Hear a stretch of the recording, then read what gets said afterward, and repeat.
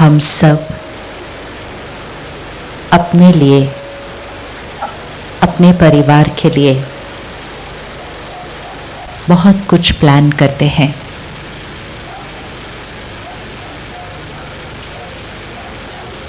ये होगा, फिर ऐसा होगा, फिर ऐसा करेंगे, फिर ऐसे बनेंगे। शुभ भावना से, श्रेष्ठ संकल्पों से हम अपने परिवार के लिए और अपने कार्य क्षेत्र के लिए बहुत कुछ प्लान करते हैं। अपने जीवन को देखिए, जो हमने सोचा था, जो हमने चाहा था, क्या हर चीज बिल्कुल वैसे ही हुई है?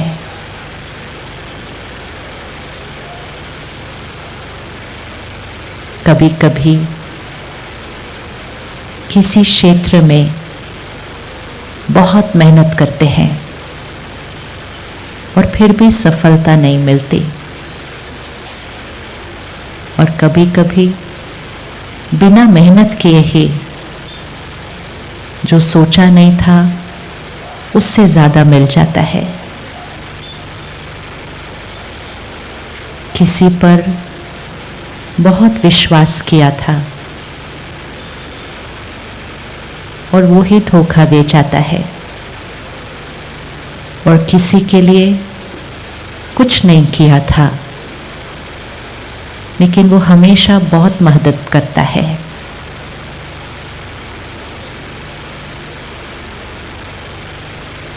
ये ऐसी बातें हमारे जीवन में क्यों आती है?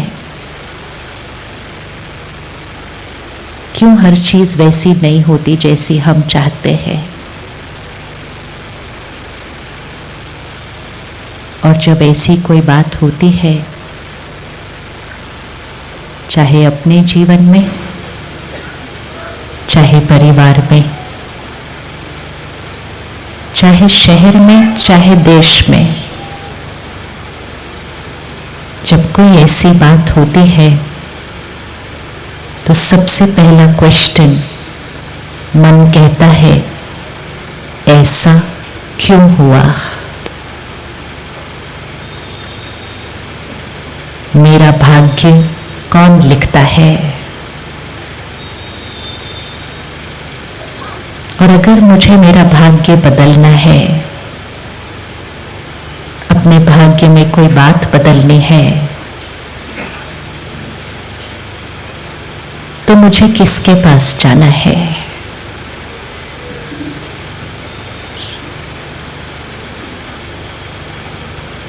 क्या भाग्य में आत्मा खुद लिखती हूं, या भाग्य पहले से ही लिखा हुआ है? क्या मेरा भाग्य परमात्मा लिखता है, क्योंकि उसको भाग्य विधाता कहा जाता है?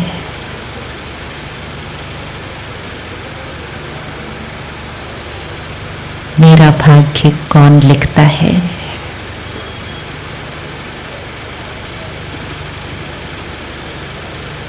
और अगर आज मुझे अपने जीवन में, जीवन के किसी एक पहलू में कोई परिवर्तन लाना है, तो मेरा भाग्य बदलने की ताकत किस में है?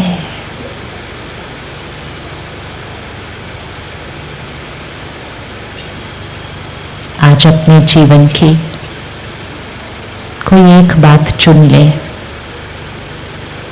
चाहे वो आपका संस्कार स्वभाव हो, चाहे शरीर की सेहत हो, चाहे रिश्तों की कोई बात हो, चाहे कार्य की कोई बात हो,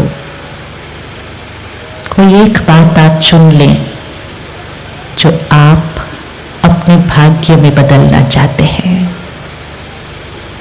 किस किस ने कोई एक बात चुन ली हो तो हाथ उठाएं कि हम अपने अंदर या अपने जीवन में कोई एक चीज अगर चेंज करना चाहते हैं, अगर वो सिलेक्ट हो गया है तो हाथ उठाते एक बार कि पता चल जाए हमने चूज कर लिया है।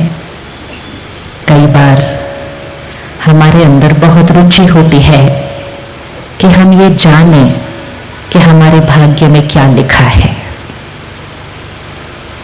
और कई बार हम जाते भी हैं जानने के लिए कि मेरे आने वाले साल में क्या क्या लिखा हुआ है। कौन कौन जानना चाहता है कि भविष्य में क्या लिखा हुआ है? Want to know फ्यूचर क्या है? कोई भी नहीं जानना चाहता कि भविष्य में क्या लिखा है। अच्छा, अभी अगर ये ग्राउंड को छोड़ के साथ वाले ग्राउंड में कोई आ जाए बताने के लिए कि भाग्य क्या है आगे, तो देन वी डोंट नो कि इस साइड कितने लोग बैठे होंगे उसके बाद। इवन जनरल कैजुअल में भी कभी 4-5 लोग आपस में ऐसे बैठे हैं, फ्रेंड्स, फैमिली, और कोई कहता है मुझे हाथ देखना आता है, तो 30 सेकेंड्स में सारे अपना हाथ आगे कर देते हैं। मेरे बेड़े में बताओ मेरे में क्या लिखा हुआ है।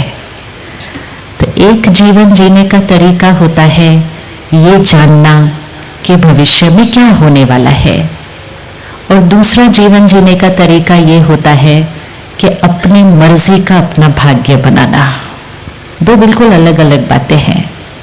एक है सिर्फ जानना कि क्या होने वाला है, और दूसरा है अपनी चॉइस का भाग्य बनाना। कौन सा बेटर है, जानना या बनाना? बनाना। लेकिन जानना बहुत इजी है, अपनी चॉइस का बनाना इसमें थोड़ी सी मेहनत भी नहीं कहे, लेकिन थोड़ा सा अटेंशन तो रखना पड़ता है, क्योंकि अपनी चॉइस की चीज बनानी है ना, तो बड़े ध्यान से बनानी पड़ती है। जीवन में जब भी कोई ऐसी बात आती है, अचानक किसी के घर कोई बड़ी बीमारी आ जाती है, पिछले कुछ महीनों में आपके शहर में प्रकृति ने कुछ हलचल मचाई, मन इमीडिएटली पहले ये क्वेश्चन करता है ऐसा क्यों हुआ, what is the reason for it.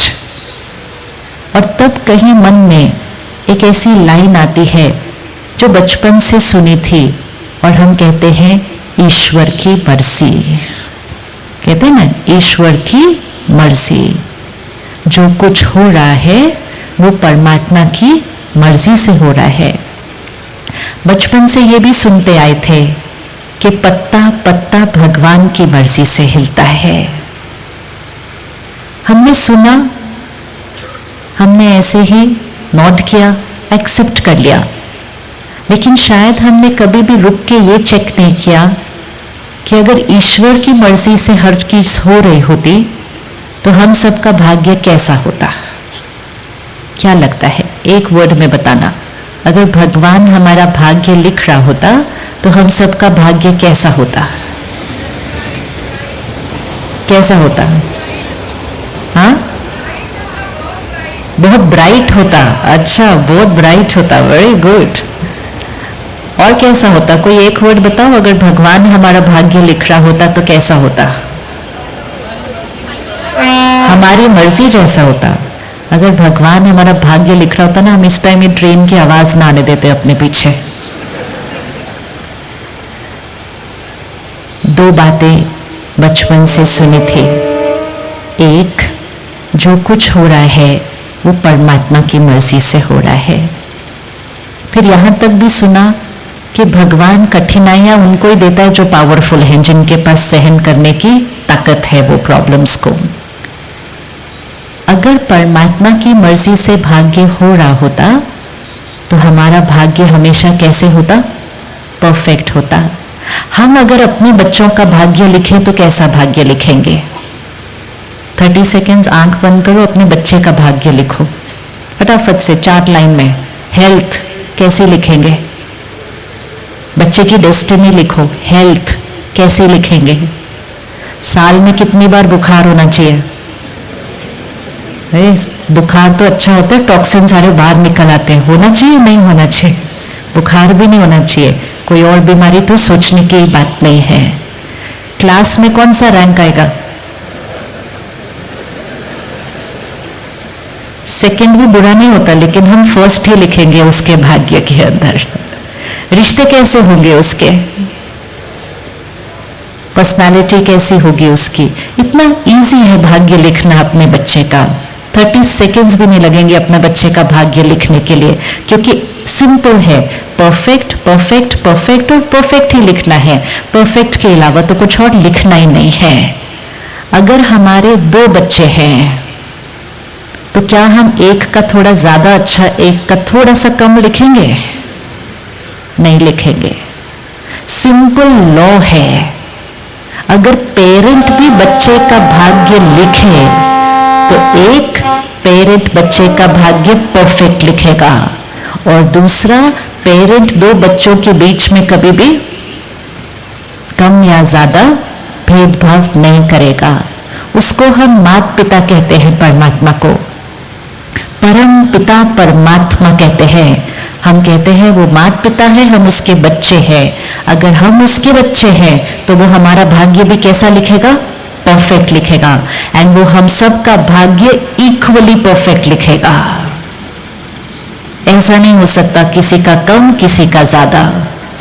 ऐसा नहीं हो सकता कोई 100 वर्ष तक निरोगी, कोई बच्चा पैदा ही हुआ तो बीमारी के लेके आया। ऐसा नहीं हो सकता कि कोई ऐसे परिवार में पैदा हो जहां 20 लोग हैं उसका ध्यान रखने के लिए, और कोई पैदा हो और उसके उठाने के लिए कोई नहीं है। इतना अंतर नहीं हो सकता 2 लोगों के भाग्य में। तो आज अगर हम अपने भाग्य को चेक करें तो शायद हमारा भाग्य परफेक्ट, बिल्कुल पूरा परफेक्ट, बहुत कुछ अच्छा है लेकिन एकदम परफेक्ट जिसमें थोड़ा सा भी बुखार भी ना हो, ऐसा भाग्य हमारा नहीं है। एंड डेफिनेटली हमारा भाग्य इक्वल नहीं है, नहीं है ना इक्वल हमारा। आज हम यहाँ इतने सारे बैठे हैं, अगर हम अपने भाग्य चेक कर ले तो हम सबके भाग्य अलग अलग अलग होंगे, एक जैसे इक्वल नहीं हो सकते हैं। तो फिर परमात्मा कैसे भाग्य लिख रहा है? क्या परमात्मा ने भाग्य लिखा होगा? शहर में बाढ़ आए, इतने खेतों का नुकसान हो, ये भगवान लिखेगा किसी बच्चे के लिए? ऐसा नहीं कर सकता है। उसको हम कहते हैं दुख हरता, क्या कहते हैं परमात्मा को? दुख हरता, सुख करता, कल्याणकारी, क्षमा का सागर, और इतनी बड़ी बड़ी चीजें भाग्य में लिखती। बचपन से एक और बात सुनी थी, जैसा कर्म वैसा फल। 2 बातें अलग अलग हो गई ना। एक है जैसा कर्म वैसा फल, और दूसरा है जो कुछ हो रहा है वो परमात्मा की मर्जी से हो रहा है। 2 कंप्लीटली डिफरेंट कॉन्सेप्ट है। 1 मिनट आंख बंद कीजिए और ये 2 लाइनों को अपने मन में रिपीट कीजिए और चेक कीजिए क्या है मीनिंग। एक कॉन्सेप्ट कह रहा है जो कुछ मेरे जीवन में हो रहा है वो परमात्मा की मर्जी से हो रहा है, और दूसरा कॉन्सेप्ट कह रहा है जैसा मेरा कर्म वैसा मेरे साथ जीवन में होता जाता है। दोनों को अच्छे से चेक कर लेना। परमात्मा अगर भाग्य लिखे तो परफेक्ट लिखेंगे, इक्वल लिखेंगे। अगर हमारे कर्मों से हमारा भाग्य लिखा जाता है तो हमारे मेजॉरिटी कर्म बहुत बहुत सुंदर है, लेकिन कभी कभी छोटी छोटी कोई गलती कर देते हैं तो भाग्य भी परफेक्ट से थोड़ा सा कम है। क्योंकि हम सबके कर्म अलग अलग है तो फिर भाग्य भी हम सबका अलग अलग है, एक जैसा नहीं हो सकता। तो अब इन दोनों कॉन्सेप्ट में से, ये दोनों एक कॉन्सेप्ट है, हमें अब एक्सपेरिमेंट करके चेक करना है इसको। ये दोनों कॉन्सेप्ट में से एक ही कॉन्सेप्ट राइट हो सकता है, दूसरा नहीं, क्योंकि दोनों अलग अलग हैं। तो दोनों राइट नहीं हो सकते हैं, क्योंकि एक में मेरा भाग्य कौन लिख रहा है, उंगली कहां जाएगी? एक कॉन्सेप्ट में मेरा भाग्य कौन लिख रहा है, उंगली कहां जाएगी? कहां जाएगी? रखो उंगली, कहां रखते हैं उंगली? ऊपर। तो एक कॉन्सेप्ट में भाग्य ऊपर लिखा जा रहा है, दूसरे कॉन्सेप्ट में भाग्य कहां लिखा जा रहा है, तब उंगली कहां जाएगी? अब क्या लगता है कौन सा वाला राइट है? कौन सा वाला राइट है? पक्का एवरीबॉडी? तो एक इक्वेशन को आज छोड़ते हैं और जब भी जीवन में कोई बात आए और मन कहे मेरे साथ ऐसा क्यों, तो क्लियर होना कि उंगली कहाँ रखनी है। इधर उधर, इस पे उस पे उस पे, और फिर कोई नहीं मिला तो भगवान की मर्जी है, ईश्वर की भावी। आसपास के लोग भी आके बोलते क्या करे बहन जी, ईश्वर की मर्जी। तो हम भी बोलते हाँ ईश्वर की मर्जी। कभी नहीं एक दूसरे को बोला ईश्वर की मर्जी ऐसी नहीं हो सकती थी कि किसी को दुख दे। ये जानना बहुत जरूरी होता है, क्योंकि कभी कभी जब जीवन में बहुत बड़ी बात आ जाए और हमें ये लगे ये ईश्वर की मर्जी से हुआ था, तो उस समय तो वो परमात्मा भी हमें अच्छा नहीं लगता, क्योंकि हम कहते भगवान ने मेरे जीवन में ये सारी बातें दी हैं, तो हम भगवान से ही रूठ जाते हैं, नाराज हो जाते हैं, और हम कहते हैं हम भगवान को मानते ही नहीं हैं क्योंकि उसने मेरे भाग्य में ऐसी बातें लिखी। तो अब हमें पता है उंगली किसके पास रखनी है। रख लो अभी एक बार, तो बाद में भी रखी जाएगी फिर घर जाने के बाद। It's always here. अब सेकंड क्वेश्चन, अगर उसमें कुछ ठीक करना है तो किसके पास जाना है, तो किसके पास जाना है। अब उंगली कहाँ रखनी है, क्योंकि हमने क्या किया, जब हमें कारण ढूंढना था कि भाग्य किसने लिखा, तो भी हम उंगली इधर उधर इधर उधर और ऊपर रख रहे थे। फिर हमने कहा मुझे अपने भाग्य में चेंज करना है, तो भी हम इधर उधर औरों के पास जा रहे थे। प्लीज ये ठीक कर दो, मेरा ये साल भारी है इसको ठीक कर दो, मेरे 5 साल भारी है ठीक कर दो। औरों के पास गए, हम ब्लेम भी औरों पे रख रहे हैं, सॉल्यूशन भी औरों से मांग रहे हैं। जिसने किया उसके पास जा नहीं रहे, जिसके पास बदलने की ताकत है उसके पास नहीं जा रहे, बार बार अलग अलग तरह जा रहे हैं। अगर ये माइक में कोई प्रॉब्लम हो तो हम किसके पास जाएंगे ठीक करने के लिए। अगर इस माइक में कोई प्रॉब्लम हो तो इसको ठीक करने के लिए किसके पास जाएंगे, जिसने ये माइक बनाया। सिंपल। अब भाग्य में कुछ चेंज करना है तो किसके पास जाएंगे, परमात्मा के पास जाएंगे। देखा कितना डीप बिलीफ सिस्टम है। क्योंकि रोज सुबह तो उसको बताते हैं ना, प्लीज ये ठीक कर दो, प्लीज ये ठीक कर दो, प्लीज ये ठीक कर दो, नौकरी दिला दो, शादी करवा दो, ये काम करवा दो, और अगर जल्दी करा दो और अगर करा दोगे तो फिर इंसेंटिव भी मिलेगा। भगवान के साथ रिश्ता निस्वार्थ होना चाहिए, डील नहीं होनी चाहिए। प्रसाद चढ़ाना है, भावना से चढ़ाओ। काम होने पर चढ़ाया तो फिर तो भावना में थोड़ी सी मिक्स चैरिटी आ जाएगी। काम हुआ तो चढ़ाया, नहीं हुआ तो नहीं चढ़ाया, तो फिर भगवान के साथ भी क्या करने लग गए। कई बार तो काम पूरा हो जाता है और फिर जो सोचा था कि काम पूरा होगा तो हम उधर जाएंगे, प्रसाद चढ़ाएंगे, बिजी हो जाते तो जाते नहीं। फिर थोड़े दिन बाद जीवन में कुछ गड़बड़ आती है और आसपास लोग बोलते तुमने अपनी डील पूरी नहीं की थी ना, तुम पहले जाकर वहां जाकर आओ। ये सारा कुछ शुरू में भावना से होता है, लेकिन धीरे धीरे क्लैरिटी नहीं रहती तो भगवान के साथ रिश्ता भी कैसे हो जाता है कि हम वहां गए नहीं, प्रसाद नहीं चढ़ाया तो भगवान ने मेरी लाइफ में प्रॉब्लम लिख दी। इंसान भी ऐसा नहीं करेगा जो हम भगवान पे टाइटल लिख देते हैं कि उसने ऐसा कर दिया। तो ऐसा करने से हमारा परमात्मा के साथ रिश्ता थोड़ा सा, तो इसलिए हमें बहुत क्लियर होना चाहिए कि जैसा मेरा कर्म वैसा मेरा भाग्य। इतने अच्छे कर्म किए हैं इसलिए तो भाग्य कितना श्रेष्ठ है आज। और अगर उसमें थोड़ा सा कुछ चेंज करना है तो किसके पास जाना है। अब तो उंगली रख लीजिए, किसके पास जाना है। गुड, बहुत इजी है अपने पास आना, फॉर फ्री होता है, मेहनत करनी नहीं पड़ती है, बाहर किसी को चेंज करना नहीं पड़ता है, सिर्फ अपने कर्म को चेंज करना है। तो अब आज से छोटी बात आए या जीवन में बहुत बड़ी बात आए, ब्लेम किसी और पर नहीं है।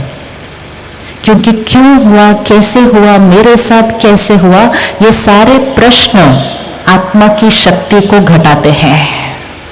वो शक्ति हमें चाहिए होती है उस टाइम उस सिचुएशन को फेस करने के लिए। लेकिन वही सारी शक्ति हम सिर्फ क्यों, क्या, कैसे इसमें ही वेस्ट कर देते हैं। तो एक आंसर, मेरे ही कर्मों का हिसाब किताब है, फुल स्टॉप। अब क्या करना है? तो सारी ताकत किस पे आ गई?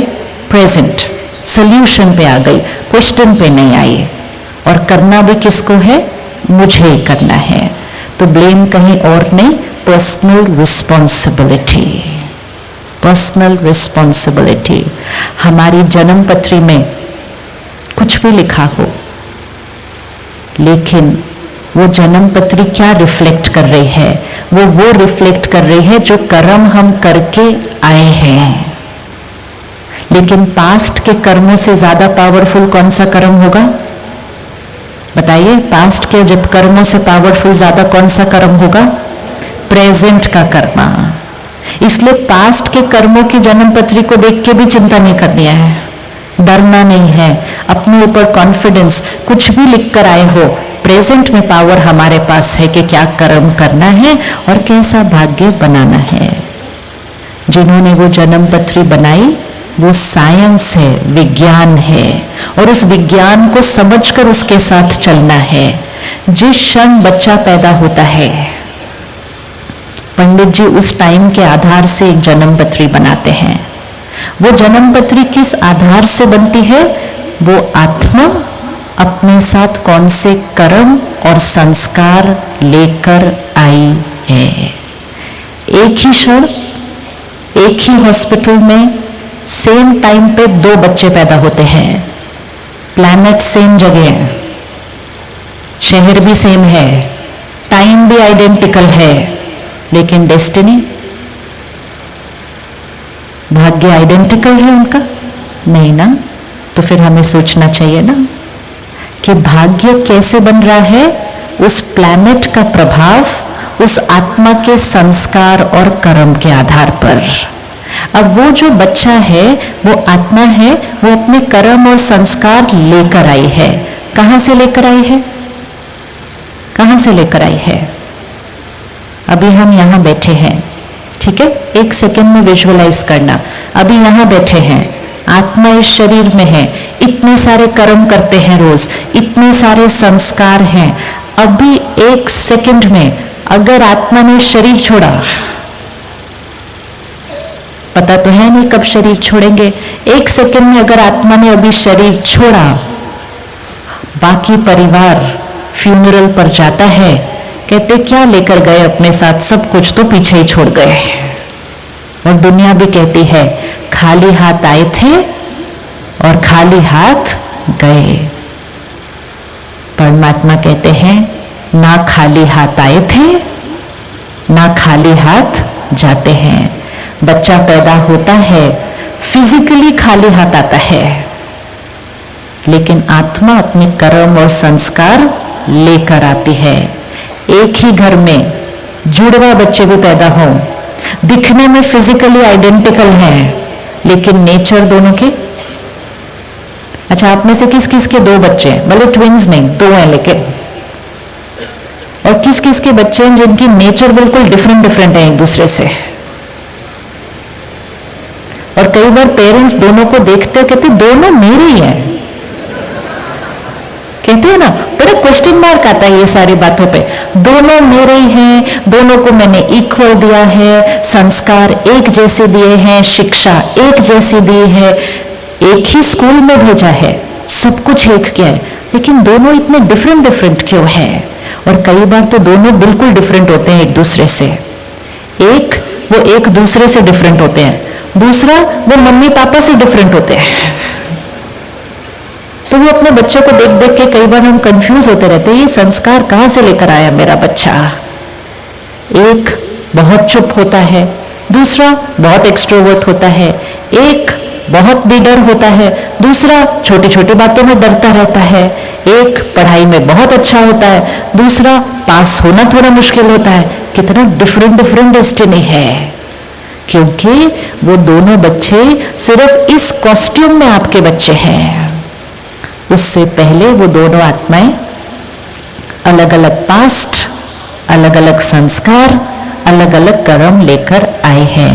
तो आत्मा न खाली हाथ आती है, न खाली हाथ जाती है।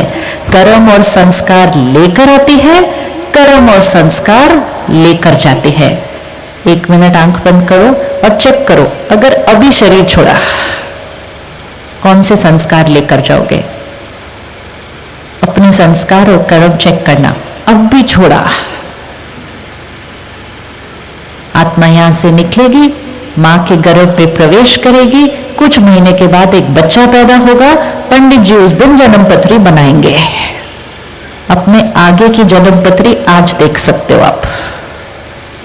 अब लिखते जाओ क्या बोलने वाले हैं जन पंडित जी वहां पर उस घर में, क्या अनाउंस करने वाले हैं आपके पैदा होने के बाद।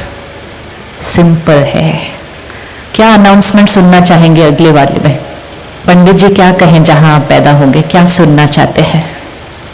कैसा भाग्य लेकर आया है बच्चा? बताइए क्या सुनना चाहते हैं? क्या सुनेंगे कोई बात नहीं, क्या सुनना चाहते हैं वो बताइए। बच्चा पैदा हुआ, क्या अनाउंसमेंट सुनना चाहते हो पंडित जी से? कैसा भाग्य लेकर आया है बच्चा? परफेक्ट लेकर आया। अच्छा, और कुछ? बस इतना ही?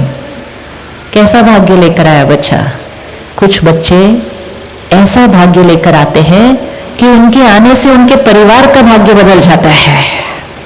होता है या नहीं होता? धन पहले इतना नहीं होता, वो बच्चा पैदा होने से धन ही धन ही धन, बिजनेस आ जाता है। क्यों आता है? क्योंकि उस बच्चे के भाग्य में वो होता है, तो उसके आने पर उसके घर में वो सब कुछ आ जाता है। तो बच्चा जब आता है तो सिर्फ अपना नहीं, अपने पूरे परिवार का भाग्य भी बदल सकता है, इतनी पावर होती है उस भाग्य के अंदर। लेकिन वो भाग्य लिखा किसने? किसने लिखा? किसने लिखा? वो भाग्य हमने लिखा। अगर ये बात सारा दिन याद रहे कि जैसा कर्म हम कर रहे हैं, जो हमारे संस्कार हैं, वो हमारा भाग्य अभी भी लिख रहे हैं, और 1 सेकेंड में मैं आत्मा शरीर छोड़ूंगी और आगे भी मेरे साथ क्या जाने वाला है? मेरा कर्म और मेरा संस्कार। अगर इतना हमें याद रहे तो सारा दिन सबसे ज्यादा अटेंशन किस पर होगा? सारा दिन सबसे ज्यादा अटेंशन किस पर होगा? अपने कर्म और संस्कारों पर। आज बाकी सब चीजों पर अटेंशन है, लेकिन कर्म और संस्कार की चेकिंग नहीं हो रही। इसलिए मन कहता है मेरे साथ ऐसा क्यों हुआ? अभी 3 महीने के बाद मार्च 31 आएगा। मार्च 31 वो मार्च वाले महीने में सारे बहुत बिजी होते हैं, कहते कुछ मत और बोलो भाई, मार्च 31 आ रहा है और कोई काम नहीं है। क्योंकि वो मार्च 31 से पहले क्या करना होता है? क्या करना होता है मार्च 31 से पहले? सब कुछ, हाँ, है ना। अब 1 मार्च 31 हर साल आता है, 1 मार्च 31 जीवन में एक बार आता है, और वो होता है जब मैं आत्मा शरीर छोड़ती हूँ। और वो कैलेंडर के मार्च 31 पे नहीं आता, वो हमारे जीवन का मार्च 31 होता है। जिस क्षण में आत्मा शरीर छोड़ूंगी, तब तक के जो कर्म और संस्कार होंगे वो मेरी क्लोजिंग बैलेंस शीट है। कुछ महीने के बाद एक दूसरी जगह पर एक बच्चा पैदा होगा, पंडित जी जन्म पत्री वो कागज देंगे, वो जो डॉक्यूमेंट बनता है वो उस बच्चे की 1 अप्रैल ओपनिंग बैलेंस शीट है। लेकिन वो ओपनिंग बैलेंस शीट किस आधार से बनी? पिछली बार की क्लोजिंग बैलेंस शीट। तो हमारे कर्म और संस्कार सिर्फ वर्तमान पे असर नहीं डाल रहे हैं, आगे आगे आगे। जब ये सब कुछ हमें पता है तो फिर सारा दिन सब कुछ करते हुए सबसे ज्यादा अटेंशन किस पर होना चाहिए कि हमारा एक भी कर्म ऐसा ना हो जो भाग्य में आए तो हम कहें मेरे साथ ऐसा क्यों हुआ। कर्म श्रेष्ठ तो हमारे साथ बढ़िया बढ़िया और बढ़िया के अलावा और कुछ हो ही नहीं सकता। अब कर्म की जब हम चेकिंग करें, क्योंकि ट्रांजैक्शन रोज चेक करनी है और ये चेक करना है कि हमारा कार्मिक बिजनेस प्रॉफिट की तरफ ही चल रहा हो हमेशा। ट्रांजैक्शन को अगर चेक करना है तो कर्म की डेफिनेशन क्लियर होनी चाहिए, क्योंकि कई बार हम कहते हैं मैंने किसी के साथ कभी गलत नहीं किया, मैंने कभी किसी का बुरा नहीं किया, मैंने कभी किसी को दुख नहीं दिया, फिर मेरे जीवन में इतनी बड़ी बात क्यों आई है। कर्म मतलब एनर्जी, जो हम क्रिएट करते हैं और हमारे से निकल के बाहर जाती है। एनर्जी जो हम क्रिएट करते हैं हमारे से निकल के बाहर जाती है, विच मीन्स हमारी हर सोच, हमारा हर बोल, हमारा हर व्यवहार। 3 लेवल ऑफ कर्म है। कर्म की जब चेकिंग करेंगे तो सिर्फ ये नहीं देखना कि मैंने उनसे अच्छे से बात की, मैंने उनसे अच्छे से व्यवहार किया। चेक करना होगा मैंने हर बात में हर एक के लिए अच्छा सोचा, क्योंकि बोल और व्यवहार बहुत कम होते हैं, सोच बहुत सारी होती है। तो अगर मैंने किसी के साथ 2 लाइनें बहुत अच्छी बोली लेकिन 10 थॉट नेगेटिव क्रिएट कर ली, तो मेरे बैलेंस शीट में ट्रांजैक्शन में क्या आने वाला है? तो इसलिए एनर्जी चेक करनी है। एक बार इकट्ठे मिलकर बोलते हैं, मेरे कर्म मतलब, बोलिए एक बार, मेरे कर्म मतलब मेरी हर सोच, मेरा हर वर्ड और मेरा हर व्यवहार, बिहेवियर। जस्ट चेक करना इसको। ये एनर्जी है, सोच, शब्द, व्यवहार जो हमारे से निकल के बाहर जाती है, ये हमारा कर्म।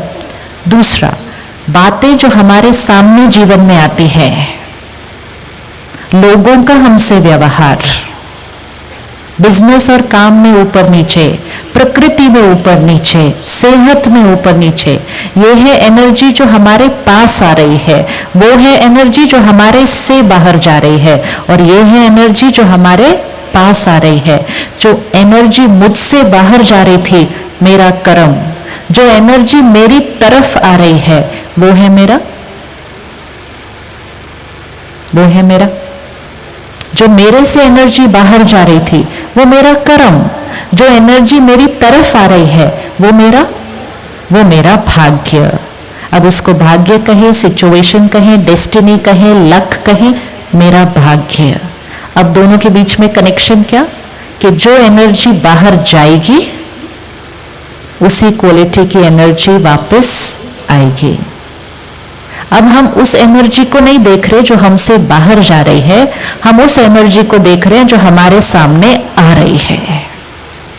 और जब वो एनर्जी हमारे सामने आ रही है, हम कहते हैं मेरे साथ ऐसा क्यों हुआ, इन्होंने मेरे साथ ऐसा क्यों किया, इनको मेरे साथ क्या प्रॉब्लम है, मेरा बच्चा मेरे साथ ऐसा क्यों व्यवहार करता है। हम वापस आने वाली एनर्जी पे क्वेश्चन मार्क लगा रहे हैं। तो एक इक्वेशन फिक्स, जो कुछ वापस आ रहा है वो कभी ना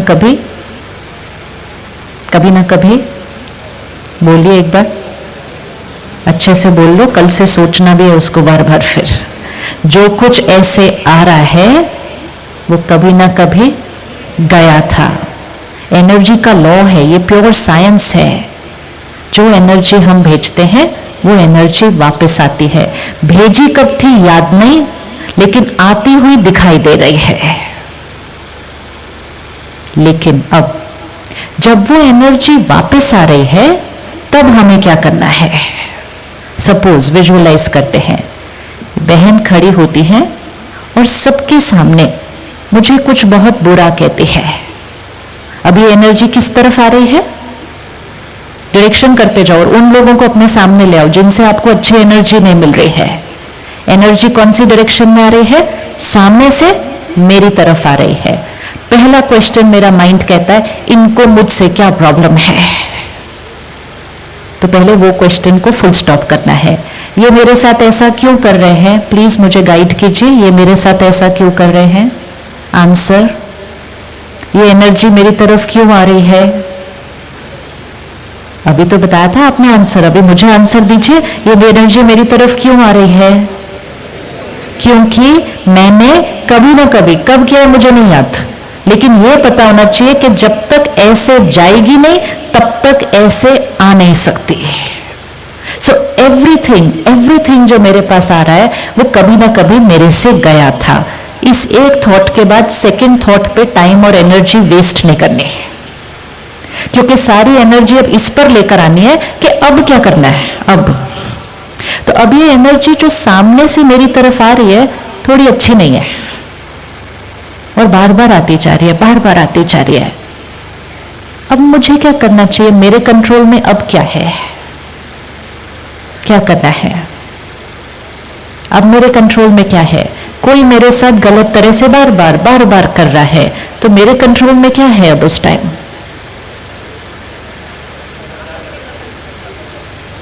अब मेरे कंट्रोल में क्या है? ये जो सामने से आ रहा है, ये मेरी पहली भेजी हुई एनर्जी का रिटर्न आ रहा है, तो मेरा पास्ट मेरे पास वापस आ रहा है। अब हम जो करेंगे, अब हम जैसा सोचेंगे, जैसा बोलेंगे, जैसा करेंगे, वो है मेरी प्रेजेंट की एनर्जी जो सामने जाएगी, और जो अब जाएगी उसको कंप्लीट करो। जो अब जाएगी, वेरी गुड, वो फिर वापस आएगी।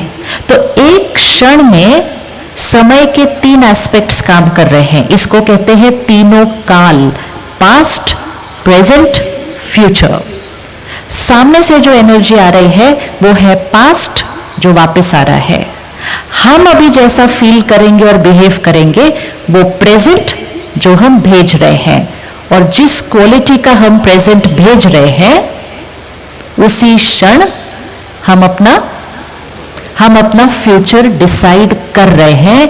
किसी और के पास जाकर पूछने की जरूरत नहीं होती कि मेरे फ्यूचर में क्या लिखा है। सारा दिन तो डिसाइड हो रहा है फ्यूचर, हर कर्म में डिसाइड हो रहा है फ्यूचर। कोई और क्या बताएगा उसको? हमें खुद पता है हम सारा दिन कौन से कर्म कर रहे हैं। अब ये तो मेरे साथ गलत करती जा रही है, मुझे क्या करना चाहिए?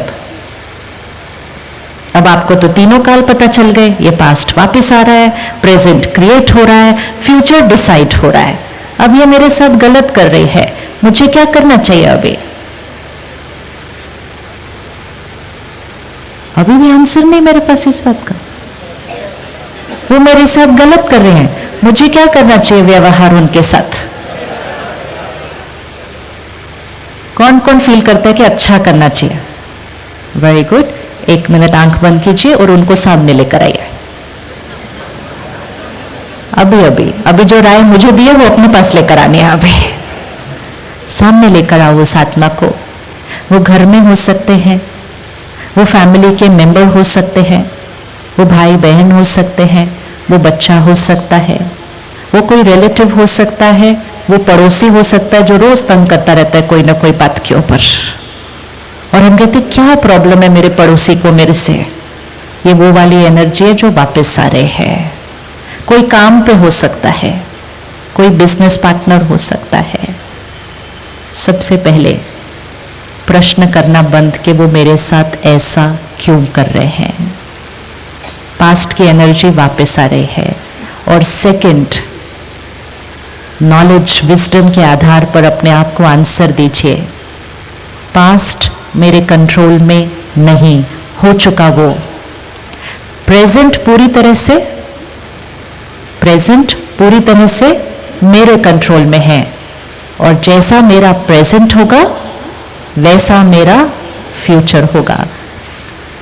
2 लोग मिलते हैं, मीटिंग होती है, मीटिंग होते होते दोनों के बीच में कुछ आर्ग्यूमेंट हो जाती है और थोड़ा सा झगड़ा ही हो जाता है। दोनों घर चले जाते हैं। 1 हफ्ते के बाद वो फिर से मिलते हैं। तो जब वो सेकंड टाइम फिर से मिलते हैं और जब वो एक दूसरे से मिलते हैं तो एनर्जी कैसी होती है? पिछली वाली मीटिंग का असर पड़ेगा नेक्स्ट मीटिंग के ऊपर या नहीं पड़ेगा? पड़ेगा ना। अब अगर नेक्स्ट मीटिंग में भी उन्होंने पिछली मीटिंग की एनर्जी को कंटिन्यू किया तो सेकेंड मीटिंग तो पहली वाली से भी ज्यादा डिफिकल्ट हो जाती है। फिर वो फिर अपने अपने घर जाते हैं, 1 महीने के बाद फिर मिलते हैं। 1 महीने के बाद तो वो शायद एक दूसरे की तरफ देखते भी नहीं हैं।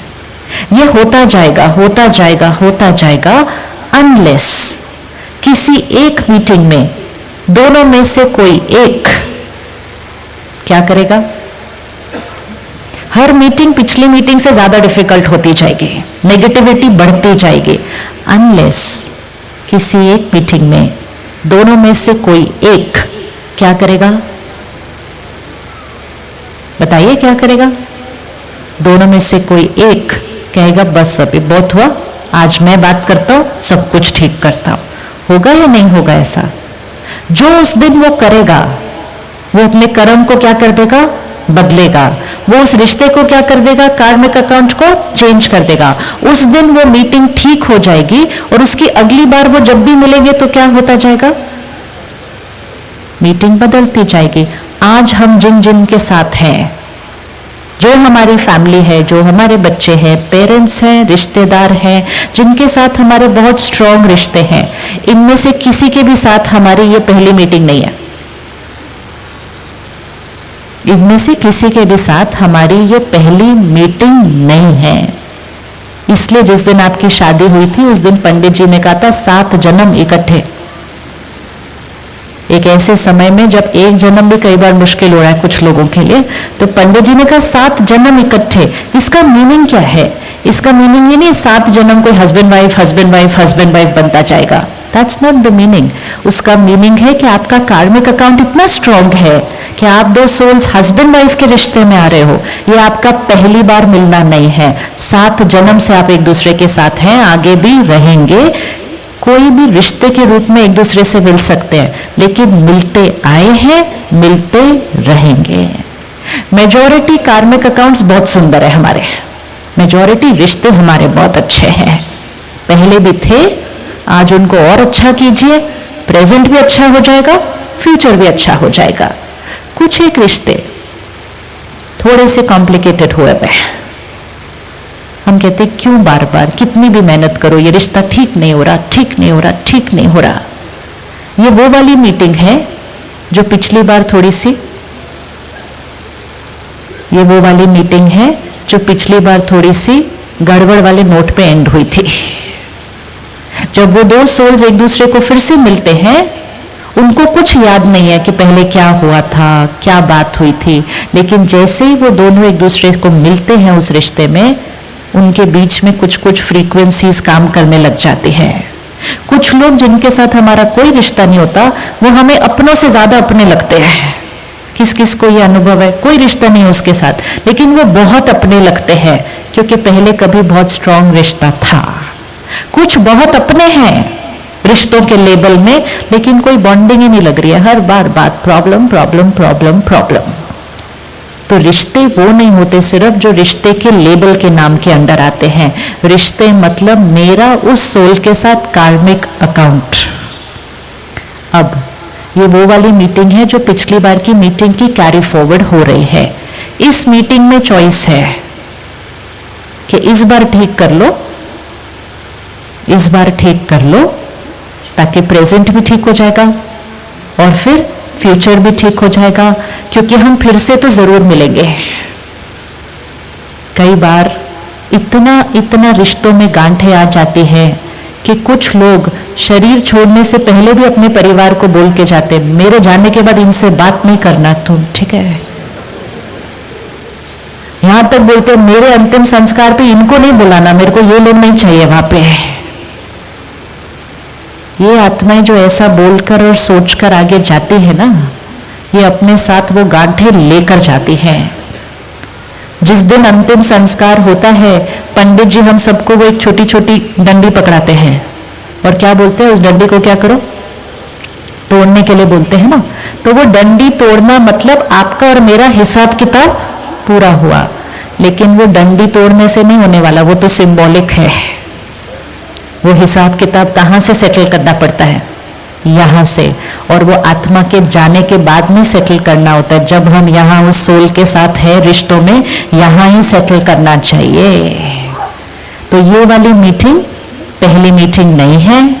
अगर इसमें कुछ थोड़ी सी अंडरकरेंट्स हैं तो आज डिसीजन ले लो कि दोनों में से एक जना भी अगर चूज करेगा, इस कार्मिक अकाउंट को हम आज चेंज कर सकते हैं। क्योंकि कार्मिक अकाउंट चेंज करने के लिए दोनों लोगों को कुछ नहीं करना, दोनों में से कोई एक, और जो करेगा वो अपना भाग्य बनाएगा, क्योंकि उसने अपने कर्म को क्या कर दिया, श्रेष्ठ कर दिया। तो आप रेडी है कोई एक कार्मिक अकाउंट को चेंज करने के लिए? रेडी है कार्मिक अकाउंट चेंज करने के लिए? अच्छा, कार्मिक अकाउंट को चेंज करने के लिए क्या करना होगा? सिर्फ कितना इजी है किसी भी कार्मिक अकाउंट को चेंज करना। क्या करना होगा कार्मिक अकाउंट को चेंज करने के लिए? हमारे अंदर उनके प्रति सोच, उनके साथ बोल और उनके साथ व्यवहार, तीनों एनर्जी, सिर्फ बोल और व्यवहार नहीं, सोच, बोल और व्यवहार हमारी तरफ से every thought, word, behaviour pure and perfect होना चाहिए। सामने से कोई भी एनर्जी आ रही हो, यहां से जाने वाली एनर्जी कैसी होनी चाहिए? Pure, clean blessings. अब कितने दिन ये भेजना पड़ेगा? Pure clean thoughts, words, behaviour कितने दिन भेजना पड़ेगा? कितने दिन करना पड़ेगा? क्योंकि कई बार भाई बहन कहते एक बार भेजा, 2 बार भेजा, 3 बार भेजा, अभी तक वहां से और कई बार तो बोलते और ज्यादा नेगेटिव आने लग गया पॉजिटिव आने की जगह। ये ऐसे कैसे करता है? वहां से जो आ रहा है वो पास्ट एनर्जी का रिटर्न आ रहा है। हमारा फोकस सिर्फ कौन सी एनर्जी पे होना चाहिए? Present, present, present. सामने वाले के व्यवहार को देखकर, सामने वाले के कर्म को देखकर अपने कर्म को डाइल्यूट करके अपने भाग्य को बिगाड़ना नहीं। दुनिया ने कहा ईंट का जवाब पत्थर से देना। ईंट पहली बात मेरे जीवन में आई क्यों?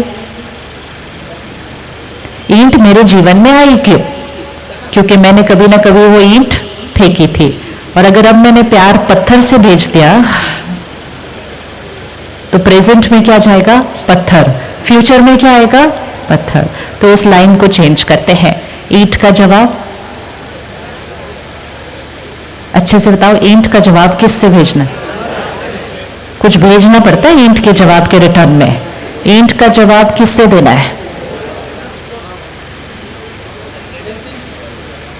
ईंट का जवाब किससे देना है?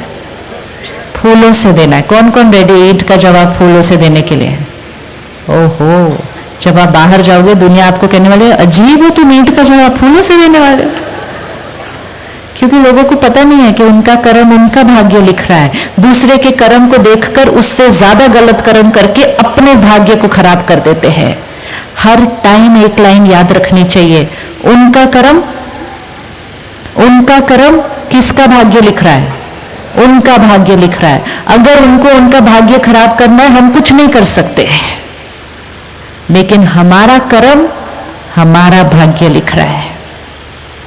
किसी और का कर्म हमारे भाग्य को कभी नहीं बिगाड़ सकता। हमारे भाग्य को सिर्फ और सिर्फ हमारा कर्म ही बिगाड़ सकता है। लेकिन उनके गलत कर्म को देखकर जब हम गलत सोच लेते हैं तो फिर उनका कर्म हमारा भाग्य नहीं बिगाड़ता, हमारी सोच, बोल और व्यवहार हमारे भाग्य को बिगाड़ता है। और हम कहते हैं उनकी वजह से मेरी लाइफ में प्रॉब्लम आई।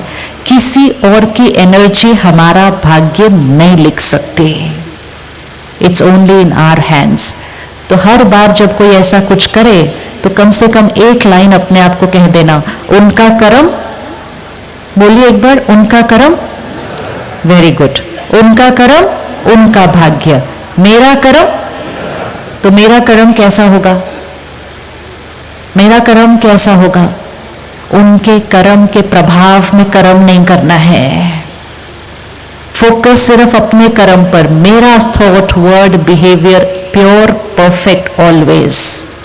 मेरा प्रेजेंट भी सुंदर बन जाएगा, मेरा फ्यूचर भी सेफ है, क्योंकि मेरा कर्म हमेशा परफेक्ट है। गिनती नहीं करना कितनी बार हमने अच्छे से व्यवहार किया। तो मैंने एक बार अच्छे से बात की, 2 बार अच्छे से बात की। अच्छे कर्मों को गिना नहीं जाता है। हम अच्छे कर्म के अलावा और कोई कर्म, हम अच्छे कर्म के अलावा और कोई कर्म करने ही वाले नहीं, तो गिनती क्यों करना है उसको? अपना भाग्य अपने कर्मों से लिख रहे हैं। कभी कभी किसी ने कुछ किया होता है जो हम भूल नहीं पाते हैं। हमने क्षमा नहीं किया है, उनको फॉरगिव नहीं किया है, गांठ यहां पकड़ के रखी हुई है। 1 मिनट में 31 मार्च आएगा। ये 31 मार्च पता होता है, वो 31 मार्च पता नहीं होता है। अगर आज पता हो, अभी 7:30 बजने वाले हैं, अगर आपको आज पता हो कि आपने रात को 10 बजे शरीर छोड़ना है, बहुत लोगों को तो 2.5 घंटे भी नहीं मिलते। अगर आज पता हो कि 10 बजे शरीर छोड़ना है, क्या क्या करेंगे 2.5 घंटे के अंदर? क्या करेंगे 2.5 घंटे के अंदर? 2.5 hours. We know we are going to leave 2.5 hours. 2.5 घंटे के अंदर क्या क्या करेंगे? बताइए क्या करेंगे 2.5 घंटे? सीरियसली नहीं ले रहे ना कि हाँ 10 बजे ऐसे थोड़ी, हम थोड़ी छोड़ने वाले हैं 10 बजे, हम थोड़ी जा रहे हैं। किसने बोला अब जा रहे हैं 10 बजे? पता भी नहीं है, 8 बजे भी जा सकते हैं। ये तो हम सोच रहे हैं कि 10। Life is so unpredictable. हमें हर क्षण ऐसा जीना है ताकि अगर अभी भी शरीर छोड़ा तो आत्मा कैसे जाए? एकदम सारे कार्मिक account settled, clean, pure, present भी अच्छा, शरीर छोड़ेंगे भी बहुत इजीली, बहुत लाइट होती है ना आत्मा, तभी इजीली शरीर छोड़ सकती है। और फिर वहां नए शरीर में एंटर होंगे तो पंडित जी कहेंगे क्या भाग्य लेकर आया ये बच्चा। लेकिन उसके लिए हर सेकंड वैसा जीना पड़ता है क्योंकि पता नहीं है कब छोड़ेंगे। तो अगर 10 बजे तक छोड़ना है, नहीं पहले बताओ, अगर 10 बजे छोड़ना है तो करना क्या क्या? क्या क्या करना है 2.5 घंटे के अंदर? 10 बजे जाना है तो क्या क्या करेंगे? हाँ जी, वेरी गुड, सबको क्षमा करेंगे। अब ये नहीं हम सोचते कि जीवन भर क्षमा नहीं किया, अब जाते जाते क्या फॉरगिव करने की जरूरत है। लेकिन जाने से पहले सारे कहते हैं क्षमा करो, क्षमा करो, क्षमा करो। अच्छा, तो क्षमा करेंगे और क्या करेंगे? फॉरगेट एंड फॉरगिव जाने से पहले करेंगे, क्षमा करेंगे, क्षमा मांगेंगे भी अगर हमारे से कोई गलती हो गई है। और कुछ? और कुछ? परिवार के साथ टाइम बिताएंगे, वेरी गुड। और हाँ जी, 2.5 घंटे बचे, 2.5 घंटे में से 2.5 मिनट पूरा हो गया, अभी तक हम डिसाइड ही कर रहे हैं क्या क्या करना है। क्या करेंगे अगर शरीर छोड़ना हो अभी 2.5 घंटे में? वेरी गुड, भगवान को याद करेंगे। एंड में हमेशा जब पता होता है कोई जाने वाला है, उनको बोलते हैं भगवान को याद करो, भगवान को याद करो। उनके आसपास भजन लगते हैं, सब लगते हैं भगवान को याद करो। जिसने जीवन काल में नहीं किया होगा उसको वो आखिरी 2.5 घंटे में भगवान याद आने वाला नहीं है, बड़ा मुश्किल है। क्योंकि उसको वो 2.5 घंटे में वही सारे लोग याद आएंगे। और ये हम सबका अनुभव है। कुछ सोल्स शरीर छोड़ती नहीं है जब तक वो फैमिली मेंबर पहुंचता नहीं है, जब तक वो काम हुआ नहीं होता है, जब तक उन्होंने अपनी आखिरी बात जो बतानी थी वो हुई नहीं होती है। क्योंकि वो आत्मा की जो स्ट्रॉन्गेस्ट डिजायर होती है ना, उसके बिना वो जाती नहीं है। तो अब फॉरगिव, फॉरगेट, फैमिली के साथ टाइम स्पेंड करना, सबका शुक्रिया करना, एंड मोस्ट इंपॉर्टेंट परमात्मा को याद करना। तो ये सारी चीजें कब करनी होंगी फिर? ये सारी चीजें कब करनी होंगी फिर? ये सारी चीजें डेली करनी होंगे। तो फॉरगिव कब करना होगा? आत्मा अगर फॉरगिव करे बिना चली जाती है ना, तो वो बहुत बड़ा घाव अपने साथ ले जाती है। और फिर जब वो फिर कभी उस सोल को मिलती है तो उसको समझ ही नहीं आता मुझे इनसे क्यों प्रॉब्लम है, मुझे ये अच्छे क्यों नहीं लग रहे हैं। क्योंकि ये वो वाले कार्मिक अकाउंट हैं जिनको हम सेटल करे बिना आगे चले गए थे। Art of dying, art of dying means हमेशा मन चित रेडी रहे, पैक्ड। जैसे कुछ लोगों को बहुत ज्यादा ट्रैवल करना पड़ता है ना, उनका एक सूटकेस पैक्ड होता है क्योंकि उनके पास सूटकेस पैक करने का भी टाइम नहीं होता है। एक इंस्ट्रक्शन आती है और वो भागते हैं। इसी तरह यहाँ का जो कार्मिक अकाउंट है ना, ये हमेशा सेटल्ड होना चाहिए ताकि मैं आत्मा अगर अभी शरीर छोड़ूं, मेरा सब हिसाब किताब सेटल्ड हो। एक होता है फाइनेंशियल हिसाब किताब, लेन देन। अगर लेन देन भी पूरा किए बिना आगे चले गए ना, तो फिर वो किसी जीवन काल में सामने आते हैं और हमारे बहुत सारे पैसे लेके चले जाते हैं। आप सुबह सुबह 7 बजे खाली सड़क पर अपनी नई गाड़ी लेके निकलते हैं, वो गोल चक्कर पर सामने से कोई आता है, खाली सड़क है, फिर भी आके टक्कर लग जाती है।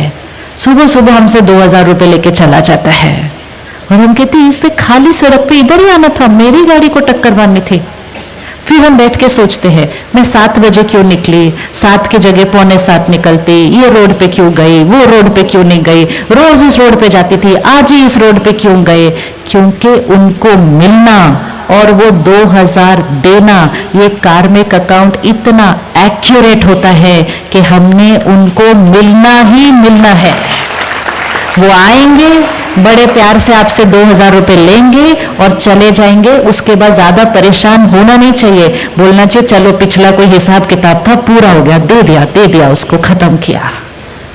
2000 रुपए तो इजी होता है देना, कुछ हिसाब किताब उससे ज्यादा कॉम्प्लिकेटेड होते हैं, उससे ज्यादा कॉम्प्लिकेटेड होते हैं। और वो जब सामने आते हैं तो हम बहुत सोचते रहते हैं ऐसा क्यों हुआ, उस मिनट क्यों हुआ, उधर क्यों हुआ। This is why it is said कि एवरीथिंग इज प्री डेस्टिन्ड, भाग्य लिखा हुआ है ऑलरेडी। लेकिन इंपॉर्टेंट यह है कि लिखा किसने था। प्री डेस्टिन्ड तो है, लिखा हुआ है, लेकिन लिखा किसने था, हमने ही लिखा था अपने कर्मों से। सो प्री डेस्टिन्ड मतलब प्रीवियसली रिटन डेस्टिनी, पहले लिखा हुआ भाग्य। किसने लिखा, मैंने अपने कर्मों से। अब एक है कि चलो किसी के 2000 हमने दिए नहीं, हमने शरीर छोड़ दिया, वो आत्मा सामने जरूर आएगी अपने 2000 लेने के लिए, किसी भी रूप में आ सकती है। किसी के साथ हमारा कार्मिक अकाउंट थोड़ा सा और कॉम्प्लिकेटेड होता है।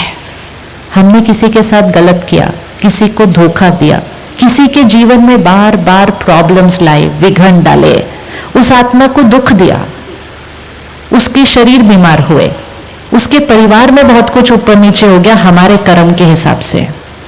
किसी के साथ हमने बिजनेस में चीटिंग की, किसी के साथ हम बिजनेस में अनफेयर थे, हमने सोचा हमने सिर्फ पैसों का ही कर्म किया, लेकिन उसकी वजह से उनको दुख मिला, उनका शरीर बीमार हुआ, उनका परिवार बिखर गया। 20, 25, 30 साल के बाद हमने शरीर छोड़ दिया, उन्होंने भी छोड़ दिया, कार्मिक अकाउंट साथ में लेके गए। उनको धन का धोखा दिया था, उनका मन दुखी हुआ था, उनका शरीर बीमार हुआ था, उनके रिश्ते बिखरे थे। फिर कभी ना कभी हम फिर से जरूर मिलेंगे, ये निश्चित है। Because everything is fair, nothing is unfair. ऐसा हो नहीं सकता कि हम किसी के साथ गलत करें या हमारे साथ कोई गलत करे, आत्मा शरीर छोड़े और वहां से सब फिनिश्ड। नहीं, क्योंकि जो कार्मिक अकाउंट है वो किसके और किसके बीच है, मेरे और उनके बीच है।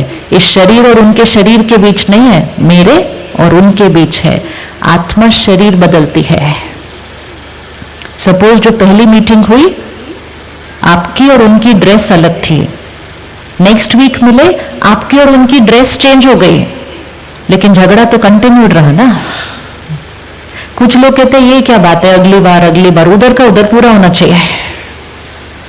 उधर का उधर पूरा हो नहीं सकता है, क्योंकि 1 सेकंड में आत्मा शरीर छोड़ती है, मतलब ड्रेस चेंज करती है। अब अगर मैंने इनके साथ कुछ बहुत गलत किया, गलत करती गई और 1 सेकंड में मैं आत्मा ने शरीर छोड़ा, तो क्या मैंने जो किया वो सब वहीं का वहीं फिनिश हो जाना चाहिए क्या? That will not be fair, वो फेयर होने नहीं वाला है। तो मैं ड्रेस चेंज करती हूँ, वो ड्रेस चेंज करती है। ड्रेस मतलब ये शरीर रूपी ड्रेस, और फिर हम दोनों फिर से मिलते हैं कभी। धन का कार्मिक अकाउंट था, मन को उनके दुख दिया था, शरीर उनका बीमार हुआ था, रिश्ते उनके अफेक्ट हुए थे।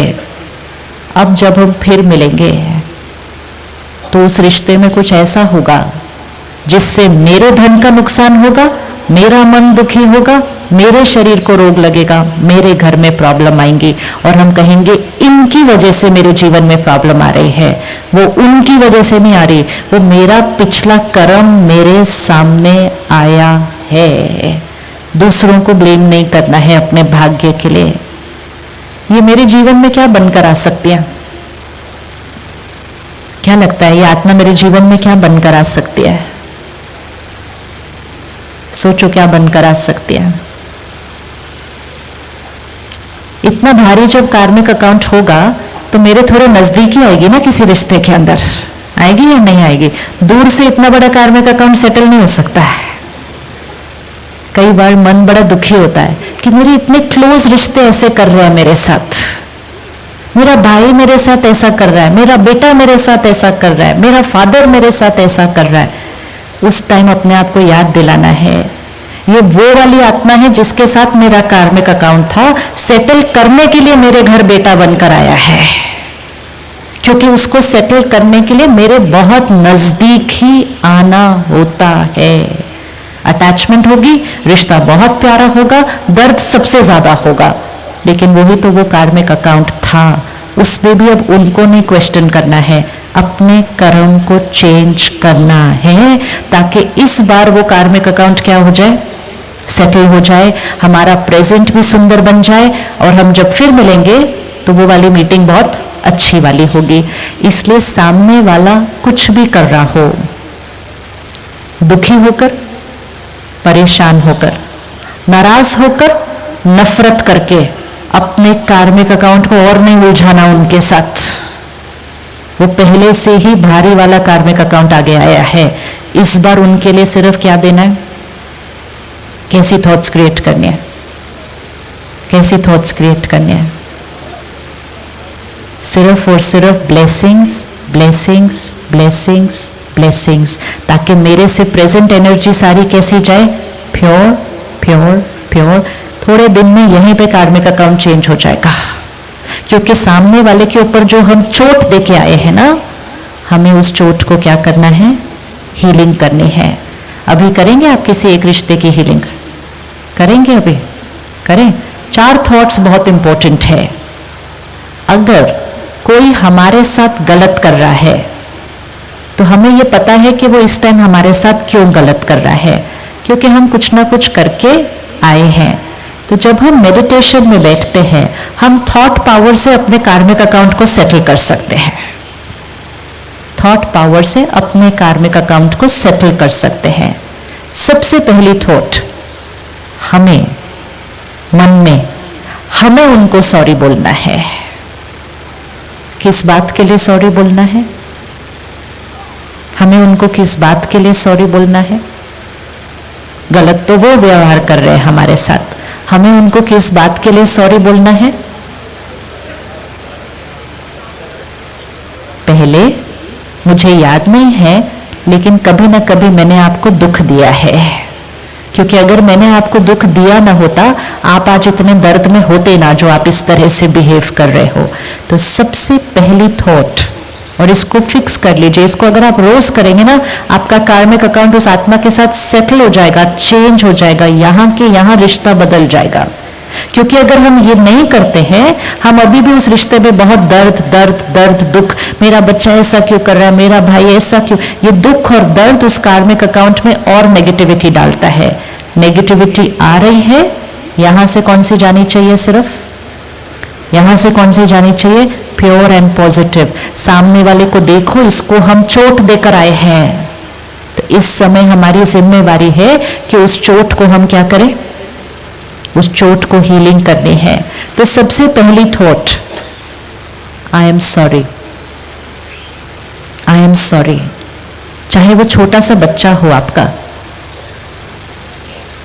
छोटा सा बच्चा हो, कहना ही नहीं मानता, मदर पे जोर जोर से चिल्लाता है, कभी कभी तो हाथ भी उठा देता है।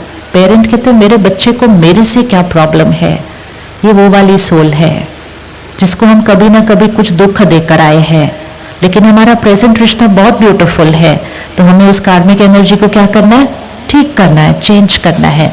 तो सबसे पहली थॉट, मैंने जो आपके साथ पहले किया था उसके लिए आई एम सॉरी। बोल लीजिए मन में अभी इस टाइम उनके लिए, जिस एक रिश्ते को आज ठीक करते हैं। आई एम सॉरी, क्योंकि मैं कभी ना कभी आपको दर्द दिया था। फर्स्ट थॉट, हमने उनको सॉरी बोलना है।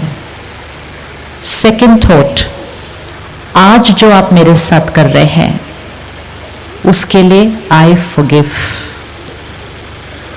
आज जो आप मेरे साथ व्यवहार कर रहे हैं उसके लिए आई फॉरगिव। सेकंड है वो। Third thought, very important thought, ये पास्ट कार्मिक अकाउंट है, फुल स्टॉप, इट्स ओवर। हम उस आत्मा को एक मैसेज दे रहे हैं, आपकी थॉट उन तक पहुंचती है। ये पास्ट कार्मिक अकाउंट है, full stop, it's over. Third thought. Fourth thought, आज से आप और मैं एक नया कार्मिक अकाउंट स्टार्ट करते हैं। आज से मेरे से आपके लिए सिर्फ और सिर्फ प्यार, रिस्पेक्ट और ब्लेसिंग्स। 5 थॉट्स। फर्स्ट थॉट क्या थी? फर्स्ट थॉट क्या थी? I am sorry for the past. Second thought क्या थी? I forgive for the present. आज आप जो कर रहे हैं उसके लिए मैं आपको फॉरगिव, क्षमा करती हूँ। थर्ड थॉट, एंड ये थॉट आप किसी भी कार्मिक अकाउंट में यूज करो, उनको स्ट्रांगली मैसेज भेजो, ये हमारा पास्ट कार्मिक अकाउंट है, full stop, it's over. Fourth thought, आज से हम एक नया कार्मिक अकाउंट शुरू करते हैं। फिफ्थ थॉट, मेरी तरफ से आपके लिए सिर्फ और सिर्फ प्यार, रिस्पेक्ट और ब्लेसिंग्स। ये बिल्कुल वैसे ही वर्क करेगा जैसे आप किसी रिश्ते को अगर ठीक कर रहे हो ना, तो हम लोगों को जाके क्या बोलते हैं? सॉरी मैंने आपके साथ जो किया, आई फॉरगिव जो आप मेरे साथ कर रहे हैं। पुरानी बात बीत गई ना, खत्म करो, फुल स्टॉप, आज से एक नई शुरुआत करते हैं। हम बोलते हैं या नहीं बोलते? ऐसा करते ना लोगों के साथ जाके? करते नहीं करते? क्या बोलते हैं हम उनको? आई एम सॉरी जो मैंने किया, आपने जो किया मैंने भूल दिया, छोड़ देते हैं। ये हमारा पास्ट था, खत्म हुआ। आज से हम क्या करते हैं? एक नई शुरुआत करते हैं। आज से आपके और मेरे बीच में सिर्फ क्या? प्यार और रिस्पेक्ट। सामने सामने बैठकर हम ऐसा करते हैं या नहीं करते लोगों के साथ? जो हम सामने बैठकर शब्दों में करते हैं वो हम मन से, थॉट से कर सकते हैं उन बातों के लिए जो सामने अभी नहीं हुई थी, लेकिन हमें पता है कि वो पास्ट का कैरी फॉरवर्ड है। 5 थॉट्स को रिपीट करेंगे एक बार, फिर उसको रोज करेंगे हम। रोज रोज सुबह 2 मिनट दे दीजिए उस रिश्ते के लिए, 2 मिनट्स सुबह, 2 मिनट्स रात को सोने से पहले। दिन में वो जब याद आए यही थॉट क्रिएट करना। थोड़े दिन के अंदर आपके कार्मिक अकाउंट की एनर्जी चेंज होने लगेगी। अगर हम ये नहीं करेंगे तो हमारे अंदर से उनके लिए दुख, दर्द, चिंता, गुस्सा ये निकलता जाएगा और हमारा वो कार्मिक अकाउंट क्या होता जाएगा? नेगेटिव। पहले भी नेगेटिव था, प्रेजेंट भी नेगेटिव हो जाएगा, फ्यूचर और कॉम्प्लिकेटेड हो जाएगा। चलिए 5 थॉट्स। पहले वाली कौन सी? आई एम सॉरी, जो आपको पहले दर्द दिया उसके लिए। सेकंड, आई फॉरगिव, जो आज आपने मेरे साथ किया उसके लिए आई फॉरगिव। थर्ड, पास्ट कार्मिक अकाउंट था, पूरा हुआ, फुल स्टॉप। फोर्थ, आज से हम एक नया कार्मिक अकाउंट शुरू करते हैं। फिफ्थ, मेरी तरफ से आपके लिए सिर्फ और सिर्फ प्यार, लव, रिस्पेक्ट, दुआएं। इजी है ये 5 थॉट्स क्रिएट करना? किस किस को लगता है 5 थॉट्स क्रिएट करना इजी है? ये आप किसी के लिए भी कर सकते हैं।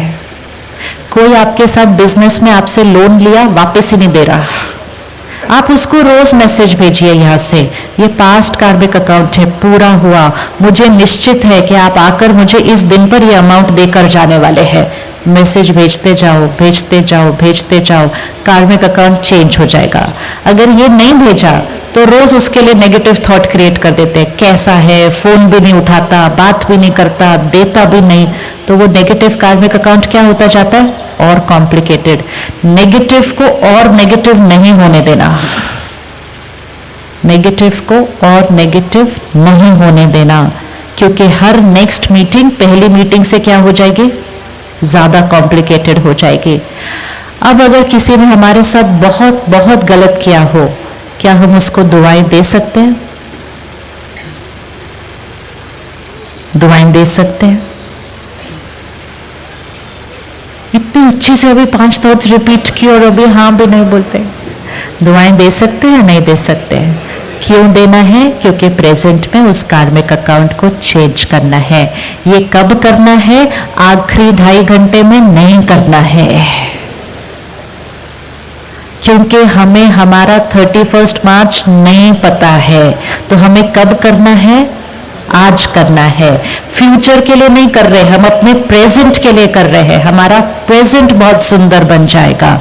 जैसे करते जाएंगे ना, हमारी थॉट्स बदलती जाएंगे, हमारी तरफ से उनकी तरफ जाने वाली एनर्जी चेंज हो जाएगी। कार्मिक अकाउंट चेंज होना ही होना है। और जैसे हम ये करना शुरू करेंगे, हमने अपना कर्म बदल दिया, और क्योंकि हमने अपना कर्म बदल दिया, हमारा भाग्य क्या हो जाएगा? बदलता जाएगा। तो अपना भाग्य कौन लिख रहा है? सारा दिन हम अपना भाग्य लिख रहे हैं। आज से ये अटेंशन बहुत रखनी है। मेरा कर्म, मेरा संस्कार, दो ही चीजें मेरे साथ जाएंगी। हर कर्म मेरा भाग्य लिख रहा है। बाहर की दुनिया की चीजें करने में, अंदर के बिजनेस के अंदर कभी नुकसान नहीं करना।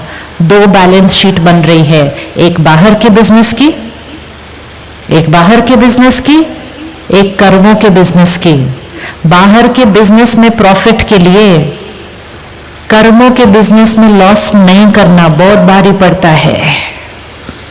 ये नहीं कहना बिजनेस है थोड़ा बहुत तो चलता है, वो थोड़ा बहुत अगर चलेगा तो फिर वो भाग्य में भी थोड़ा बहुत हो जाएगा। फिर बहुत ध्यान से हाईएस्ट लेवल ऑफ कर्मा, अपने और अपने परिवार का अगर भाग्य श्रेष्ठ बनाना चाहते हैं, सबसे पहला ध्यान रखना चाहिए हमारे घर में जो धन आता है वो दुआओं के साथ आना चाहिए। वो सबसे पहले कार्मिक एनर्जी है जो हर घर के अंदर एंटर हो रही है। धन दुआओं के साथ आना चाहिए। धन कमाने में इतने व्यस्त ना हो जाए कि किसी को डांट रहे हैं, किसी पे चिल्ला रहे हैं, किसी पे प्रेशर डाल रहे हैं, किसी को चीट कर रहे हैं, किसी के साथ। ये धन घर में लाना नहीं। और अगर कोई ऐसा धन घर में ला रहा है तो परिवार वालों को ऐसा धन स्वीकार नहीं करना चाहिए, क्योंकि ये धन की एनर्जी घर के भाग्य पर असर करेगी। धन घर आए, दुआओं के साथ आए।